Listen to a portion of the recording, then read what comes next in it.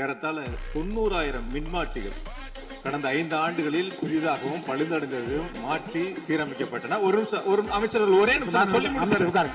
அப்ப இதெல்லாம் கடந்த காலங்களில் தொடங்கப்பட்ட திட்டங்கள். நீங்க எதையும் தொடங்கலன்னு புத்தாம் பொதுவா சொல்வதை விட்டுவிட்டு என்னென்ன கூடுதலாக நாம் எடுத்துக்கொள்ள வேண்டும் என்பதை கவனத்திலே இந்த அரசு கொள்ள வேண்டும். நிறைய செஞ்சிருக்கோம். கடந்த ஆட்சியில் அறிவிப்புகள் மட்டும்தான் செஞ்சிருக்கோம், எதையும் செயல்படுத்தவில்லை. அது இல்லாமல் அவர் சொல்லியிருக்கிறார், நாங்கள் அது சம்பந்தமாக வெள்ளை அறிக்கை 2 நாள்ல வெளியிடும், நீங்க அமைதியா இருக்கலாம், 2 நாள் அது சம்பந்தம் வெளியிடுவோம்.